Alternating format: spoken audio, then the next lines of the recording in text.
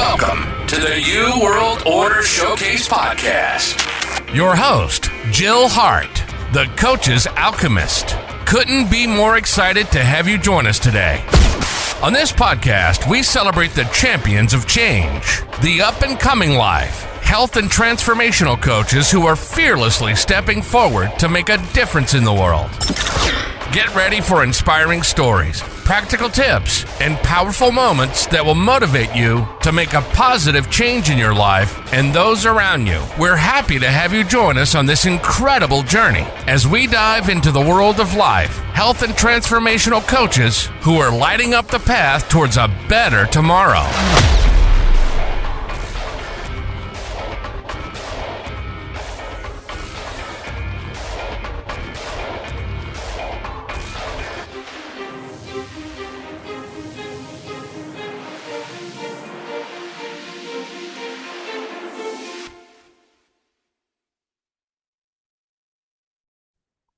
Hi, and welcome to the New World Order Showcase Podcast. Today we have with us Holly Ostara. Holly is from booksandalchemy.com. She's a book writing coach, and she's the host of the Dream Season. I'm really excited to have you on the show to learn all about what you're doing and really how you got started with it. And your name is so cool. I just love everything about books and alchemy. Thank you so much, Jill. I'm really excited to be here. So how did you get started in all of this? Oh gosh, I have such a circuitous pathway to where I ended up. I'm not going to give you a whole memoir, but I will say that I have always been a creative spirit, and I was originally going to go to school for visual art, and I was talked out of it by my mother, who said, "You're never going to get a job. Go to business school, and that way you'll have a job and you'll be able to support yourself, and you won't be broke all the time." And so I did. I went and I started with a degree in accounting, and then I went right into a master's degree, an MBA program. And I thought, okay, 1 degree is good, 2 degrees are better. And I got through 1/4 of this MBA program before I realized I am really blowing this. I do not want to do this for the rest of my life. I don't want to be in finance. And here I am doubling down on something I don't want to do. And so to take it back a little bit, during this time that I was kind of struggling through getting this business degree, and it took me 8 years to get this undergrad because I was so uncommitted to it. I changed majors, I think 11 times, I think was the final count, all within business. And was just never happy because it wasn't where I was supposed to be. And so I started writing books on the side in college just to do something creatively. And then by the time I got to that MBA program, I had written a book, and it was a fantasy novel, and it was like on the 3rd draft at that point.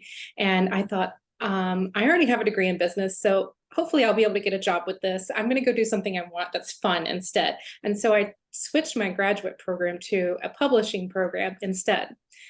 And fortunately, they allowed all my credits to transfer, and I didn't have to spend 8 years of grad school too. But I ended up falling in love with it because I was already in love with books at that point. I had always been a big reader.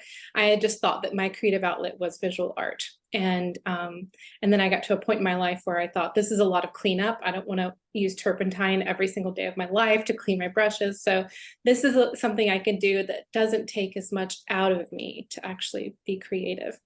And love the publishing program. I was going to go to New York City and get this publishing internship, and then go be like an acquisitions editor at one of the big 5 publishing houses. And then I realized to get that, you had to go work for free for 40 hours a week in New York City, and you somehow had to pay rent in New York City. And I thought, okay, well, maybe this is not for everybody. And so I pivoted again, and I thought, okay, I got to get a job. So I went into project management and ended up getting certified in project management. I did project management for a while, and I ended up working for education technology companies, and specifically, most recently, a literature-based education technology company. And from there, I finally got to come full circle, and I worked in publishing because they acquired a nonfiction publishing imprint and gave it to me to basically resurrect from the dead single-handedly. And it was so much fun. I enjoyed it so much. I thought, I'm finally here. My publishing degree is finally getting used. And I really loved what I was doing, but I wanted to work more with authors individually. I wanted to work with them on the process of writing the book, because I was on my fourth book at that point. And then it so happened that the universe was in alignment with me. I was planning to quit in May of that year. And in January of that year, the universe said, actually, we're going to lay you off. And so I got pushed into this. And I think it was one of the most winding paths to get where I was going to go. But it all worked out because it was good timing. It was bad timing, but it was good timing. You know, a layoff's never good timing, but it was also like, it pushed me to be brave and to really take something that had been just a side business for me and make it and force it to grow. So there's my long-winded answer for my circular path of how I got here. That's fascinating. It's fun to see how people's journeys lead them to their purpose. And like every part of that makes so much sense to me. And it's interesting to me how many creative people I run across who started out in accounting or bookkeeping. It's like we were all told, go to school, get a business degree, do something with it, because there will always be business. Yeah. And so we just like migrate to the thing that's most creative, because actually accounting is very creative. There's aspects to it. It's like puzzles more than math. And that's what I loved about it anyway. Yeah, there's a lot of creative accounting going on, and here I am back in business. Yeah, business a lot for of myself real these days. Yeah, no creative accounting in my business, though. I swear everything is very well accounted for. But yeah, it's kind of funny call that that government accounting. right. So I think it's kind of funny that I went from like creative to business to creative, and now I'm business and creative. So in the end, we got there with both aspects. Mm-hmm. That's very cool. So you actually work with people to take them through the process of writing a book. How does that look? What is it? What's it like? Yeah, it's well, I work with fiction and nonfiction. I mostly work with nonfiction writers, and so I will say that the process is slightly different. Well, it's significantly different depending on what type of your book you're writing. Mhm. But for nonfiction authors, which is my creative entrepreneurs who want to write a book to help grow their business, the process is, I think, really fun. And what I think is really scary for a lot of people who are thinking about writing a book is that they think, oh, this is going to take a lot of time.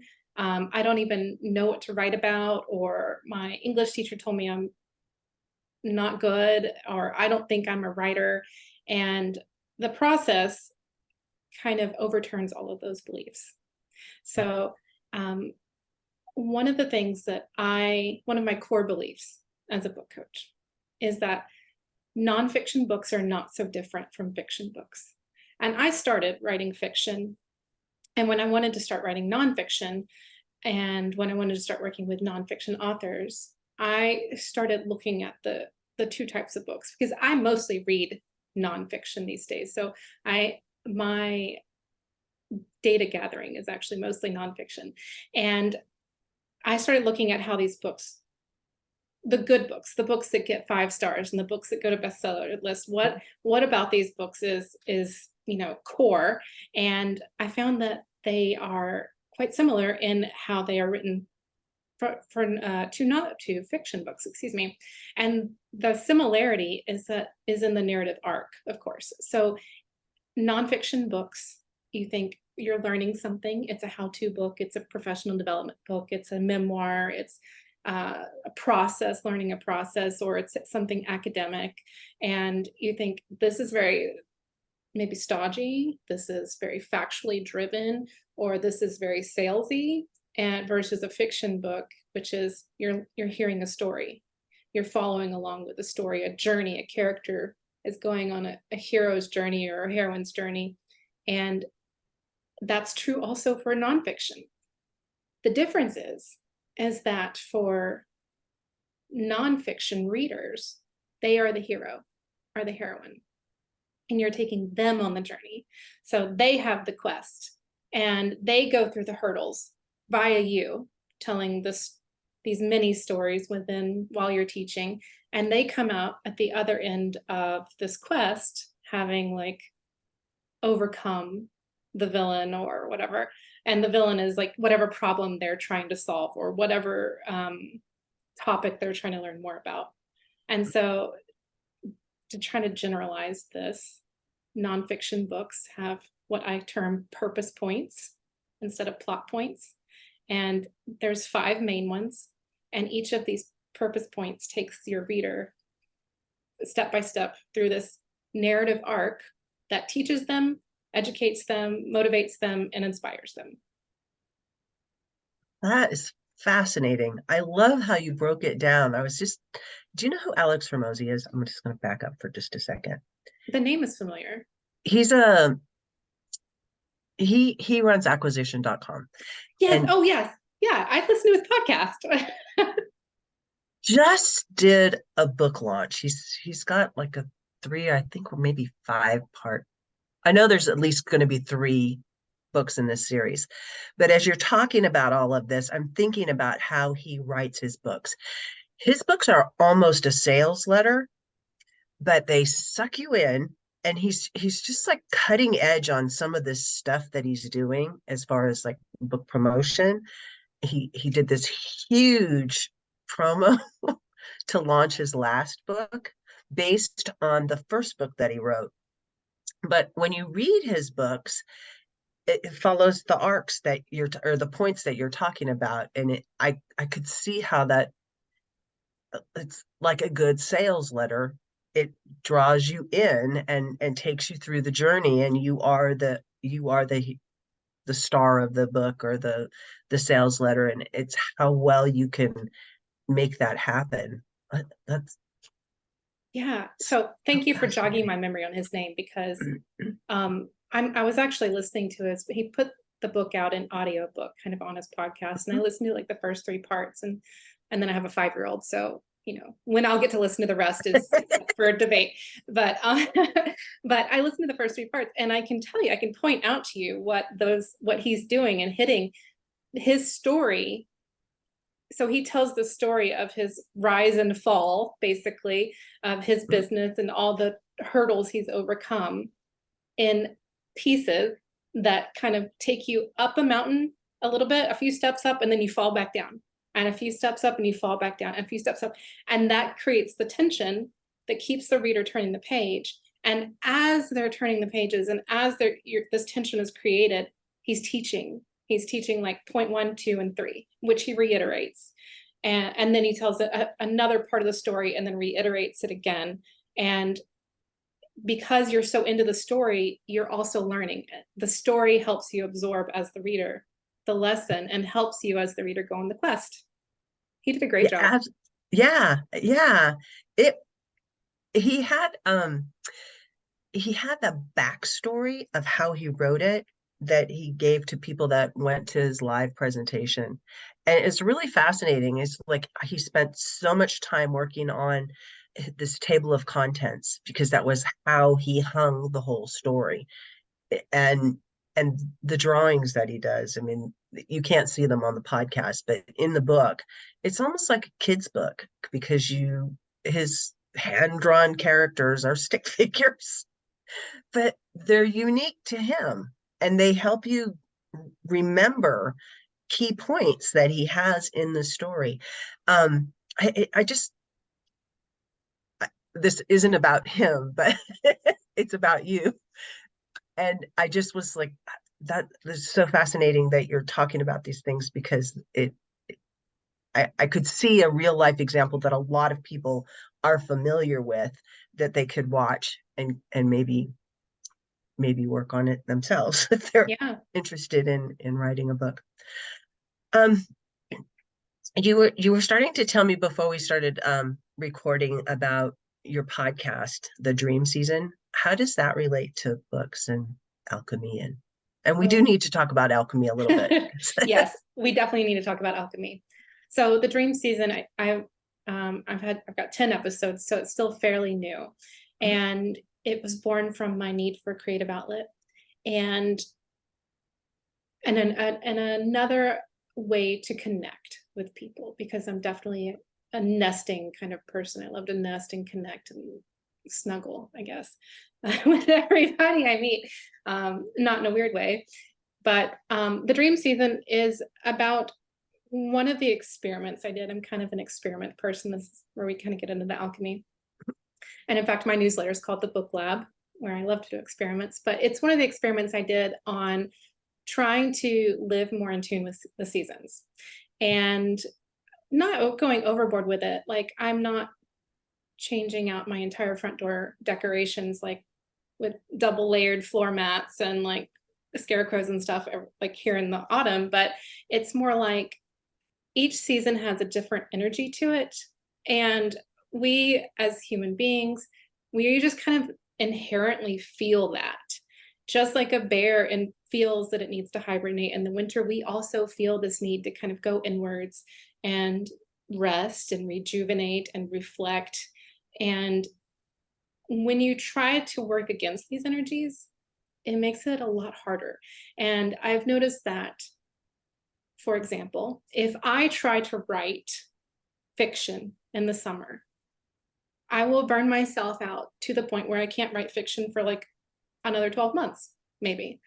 But if I skip the summer and don't even think about it, then I'll write a whole book in the fall. And it's because the summer is a lethargic season. Everybody's hot. Everybody has activities that they have to do. You know, if you have kids, that your kids are out and you've got to entertain them. If you're a teacher, you've got to do everything you weren't able to do during the school year. There's just a lot going. So the seasons, as I see them, are winter, spring, summer, fall. Winter is the dream season. Spring is the magic season. Summer is the grow season, and fall is the flow season.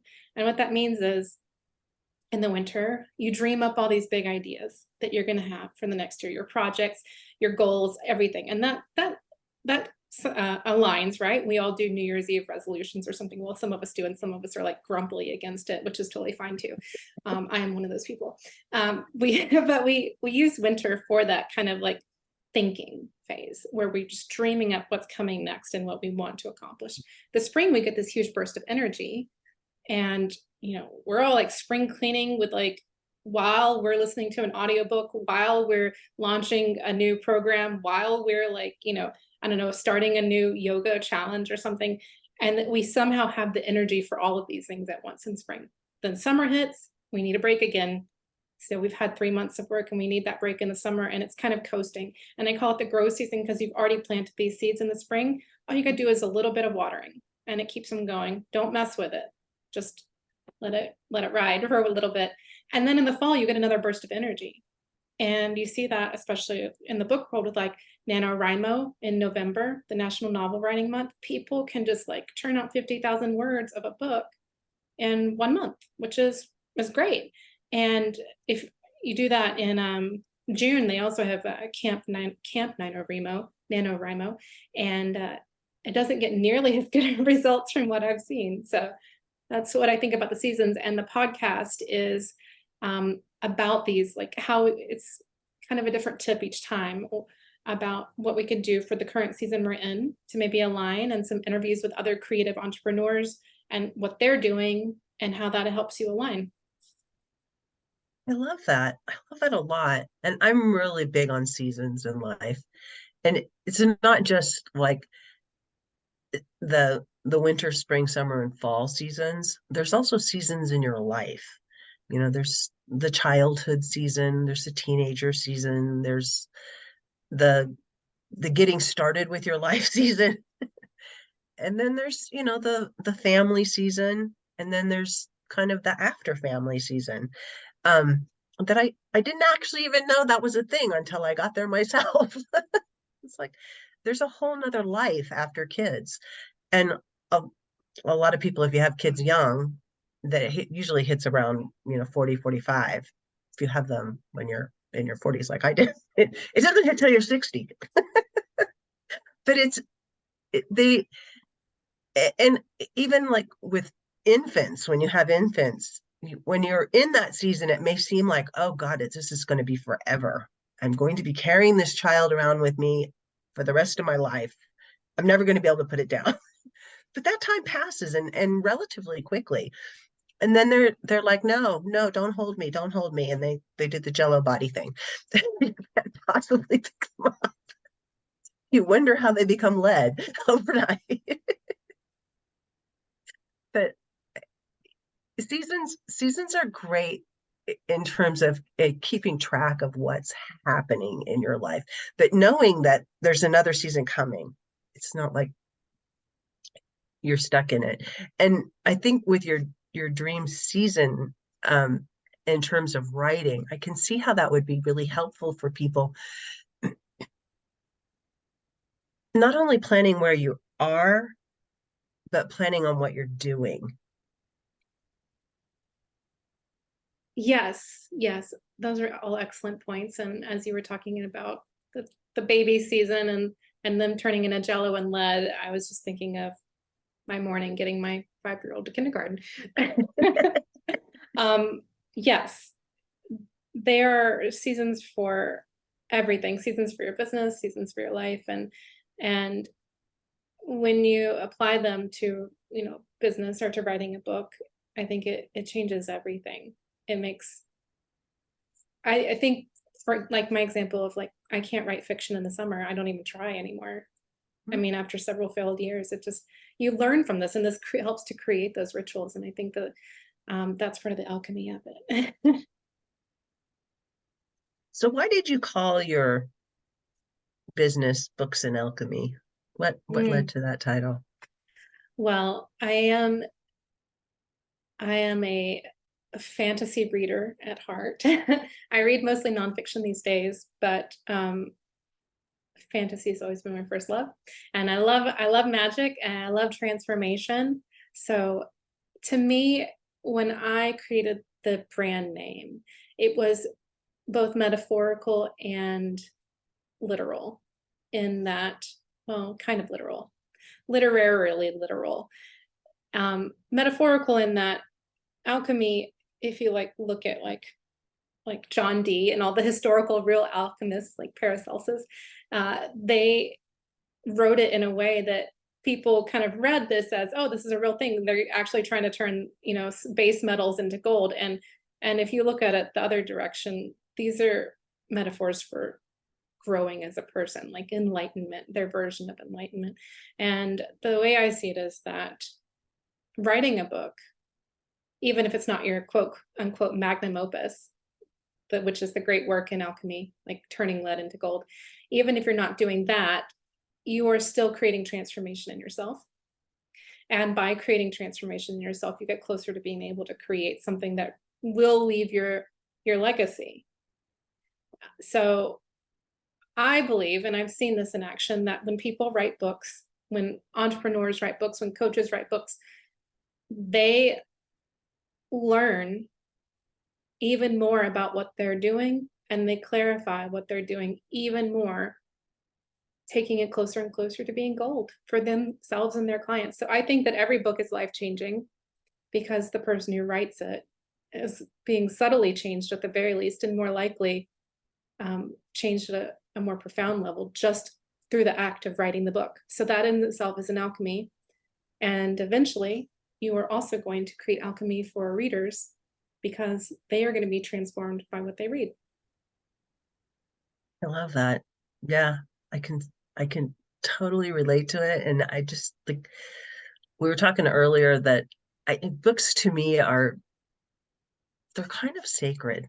And I get the whole listening on to the audio version. There's something about actually holding a book, and Books and Alchemy together just remind me of the power of actually holding a book and reading it. And people that read get transformed. There's something about the act of taking in the words that just moves you into a different state of being. especially with fantasy books. I mean, you actually, for me, when I read, the whole world just disappears. I am suddenly in this movie, and it is like a movie for me. I see the things going on, and I'm part of it more than like watching it or listening to it ever can do. But listening is, it still allows you to go off in that space. But because you're not forced to sit and focus on the words, you can do other stuff while you're listening. It kind of it takes away that little edge that you get from just carving out time and sitting down and diving into a book and I agree. wandering through it, crawling out the other side. Oh yeah, I agree. I can't really get absorbed in like movies or TV shows that are fantasy as much because they never cast it right. Even if it's great casting, it's not what you've imagined in your head when you read the book, Mhm. and that kind of throws me out.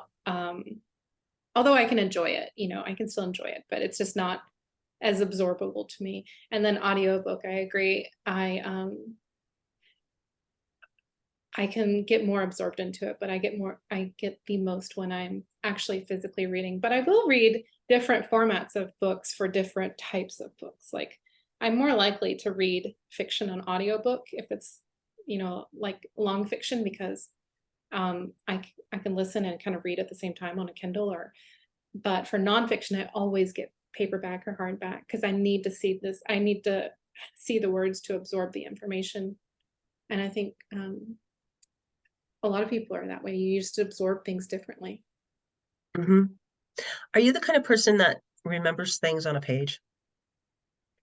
Better than I would remember it being spoken to me, because I have a little bit of like a squirrel brain.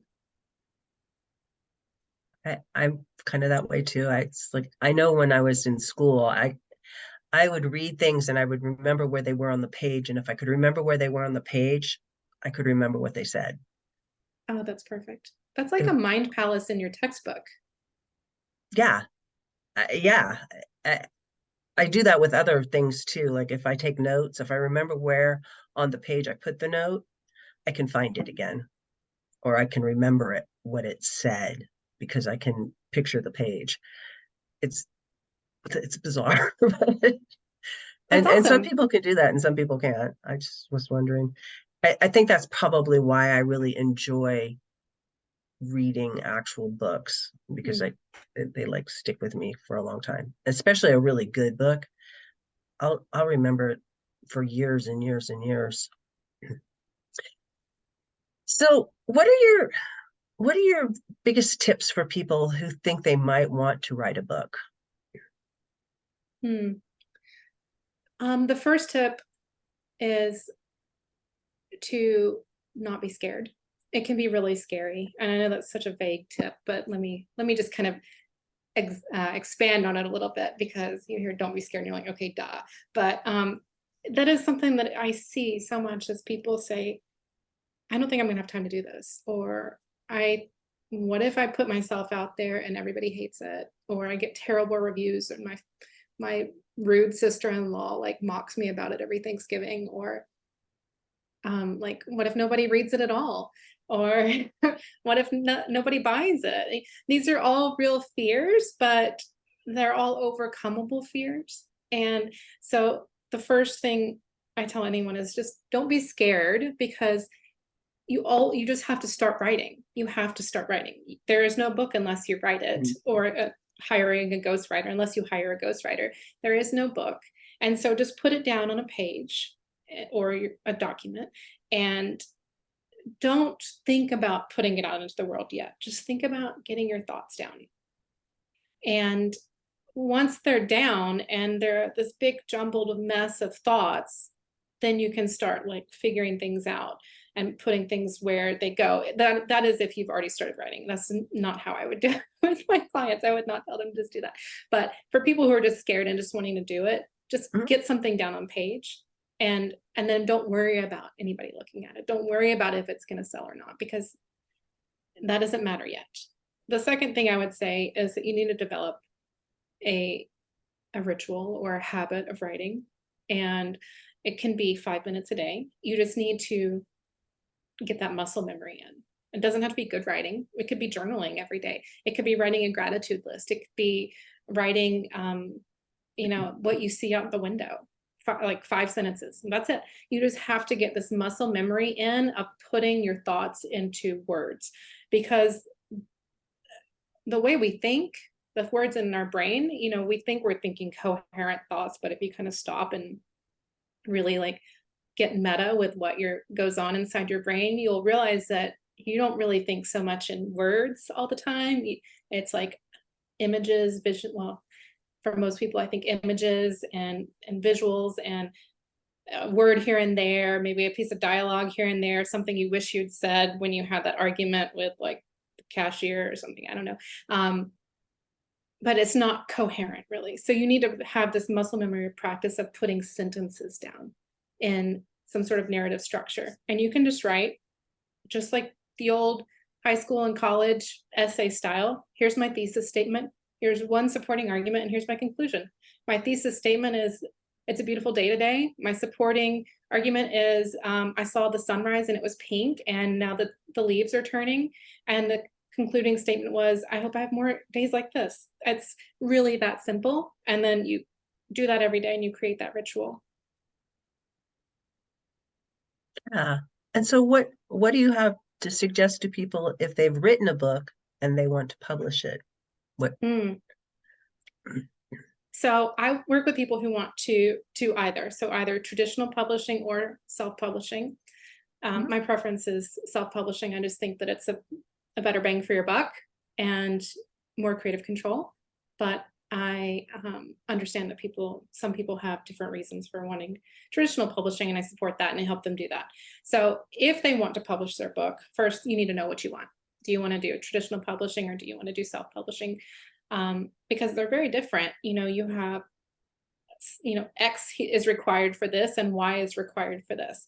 And I'll just go with self-publishing here because I think that in my experience, most creative entrepreneurs want to do that. And what you need to think about when you're going to self-publish is, what's your end game goal? Work backwards from that. So what's your goal? I want to get more speaking gigs. I want to make royalties from this book. I want to have people book my client or book my coaching service from this book. I want to get national media attention. I want to go on the Today Show. I want to, you fill in the blank. Once you know what that is, then you think about what your promotion is going to be, because whether you traditionally publish or self-publish, you will be doing the marketing. Don't let anybody fool you into thinking otherwise. You will be doing the marketing either way. And as people who have their own businesses, we all know how to do marketing, or we suffer through it anyway. It's something you can do. So don't let it scare you. Yeah. Build it backwards and create your little backwards funnel to get there.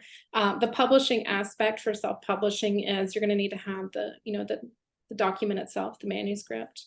You'll have to have a cover designed or create one yourself. Although I recommend, if you are not a designer, to get one designed for you, and they can be affordable. You want it to be edited, and I recommend hiring a professional editor, but depending on your needs, you could suffice with a couple of rounds of like pro writing aid to edit it for you, and then having two well-read friends double check it for you. You also need to have your Amazon account, your Ingram Spark account, your Google Play account, your Apple iBooks accounts. There's another service called Draft to Digital, which will export to all of these other platforms for you. And it's a really complicated process, but those are the main ducks you want to have in a row. Is you want to have your accounts ready, you want to have the book ready, which is the manuscript, the cover. I forgot. You need to have your metadata. This is very important. This is what everybody saves until last, and it should be done first as part of your reverse engineering. Your metadata is your keywords. You get 7 on Amazon, and so you want at least 7. And you need to know your categories that you're going to put the book in, and you get 2. this is for Amazon, it varies for others. And you also want to have like a blurb for the back of the book, like your book description, and a log line. A log line is, think like the movie poster tagline for your book. Like, I can't think of anything on the shelf right now. Gosh, I should have had something in my head, but think like how to tame giraffes. 4 spots you should look at to tame giraffes or something like that. And it's not your subtitle, but it's like a movie poster tagline. So you want to have all that. And all of that goes into how well your book will sell. So does that answer the question? It's such a complicated process. It's hard to. It does. It makes it a little more clear, because I know that it is a complicated process. I've done some publishing. I've done some little books that I've put on Amazon, and it's not easy, but it's not intuitive either. It has, little things like creating a cover, depending on how thick your book is. It Yes. changes the cover dimensions. Mm-hmm. Those little things need to be taken into consideration when you're doing that. Yes. The page count of your book and the type of paper you select for your paperback or your hardback will affect the cover's spine dimensions. And it can be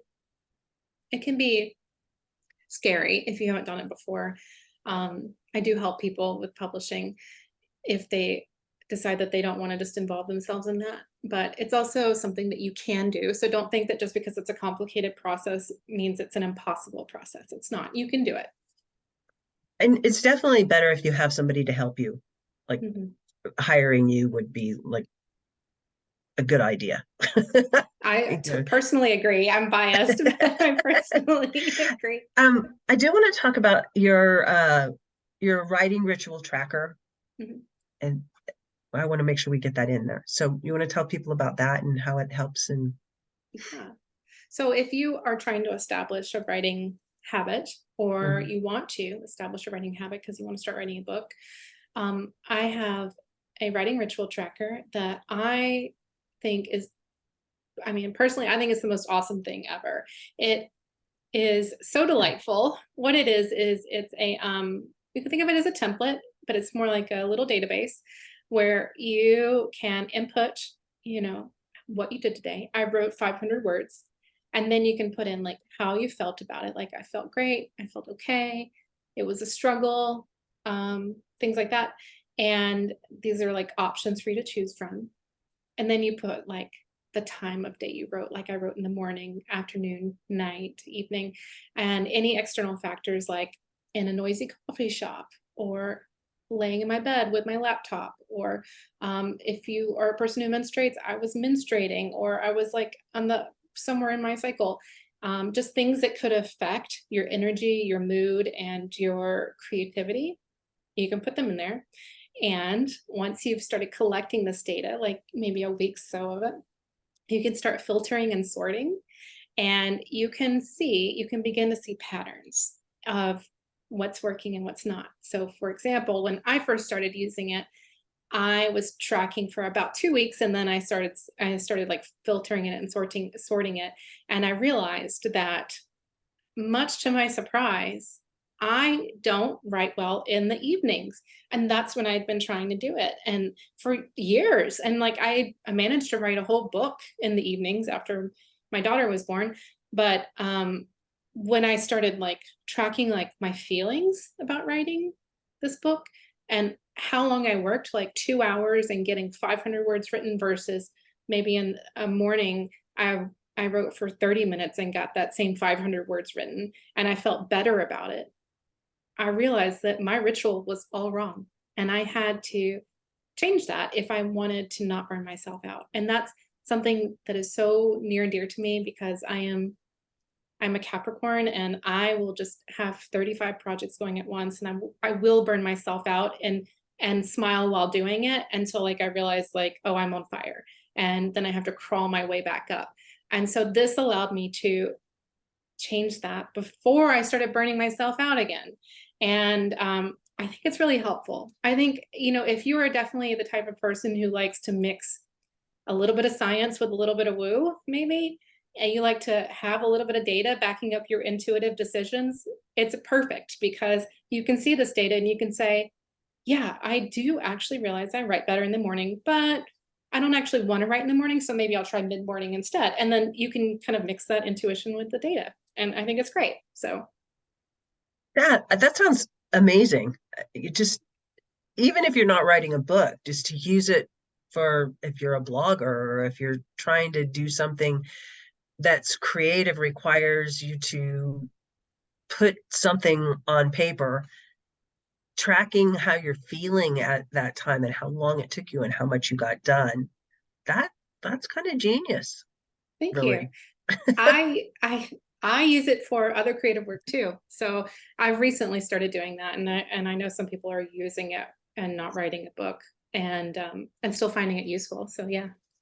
Yeah, it can just, like, if it takes you 2 hours to do stuff in the afternoon, the late afternoon, that takes you like 15 minutes in the morning. It helps you make better use of your time if you can figure out where to organize things in your day, because we're all doing a lot of different things at different times, and it would maximize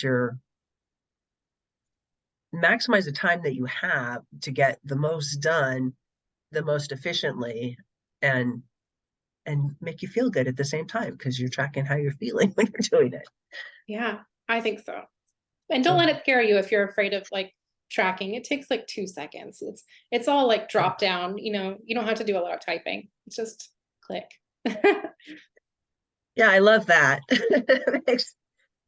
The whole data idea is like, oh, God, I have to go and find it and write all this stuff down, and I could be doing something else.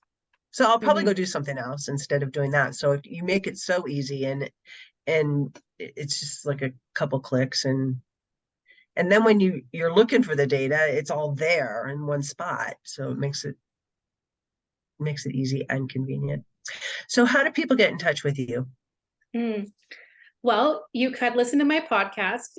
It's called The Dream Season. I'm toying with the idea of renaming it to The Flow Season, but for now it's called The Dream Season. And you can also get me on my website, which is www.booksandalchemy.com. I'm on Instagram and TikTok as @Holly Ostara. That's Ostara. And I'm also on LinkedIn, and and you can find me there as well if you are a LinkedIn person. That is awesome. And I'll make sure I put those links in the show notes below. So what's the one thing you want to leave the audience with today, Holly? I would like to say, and this is not a sales pitch because you can do this without me, but I think everybody should write a book, because what is that saying? Learn by teaching. Those who can't do teach. That's not true. But teaching helps you learn yourself and what you offer, and writing a book is teaching both this vague nebulous person who will one day read your book, and also yourself, because you're having to put your thoughts down and your framework down and your special sauce down in this structure that will eventually allow you to convey that structure better to your clients and your customers.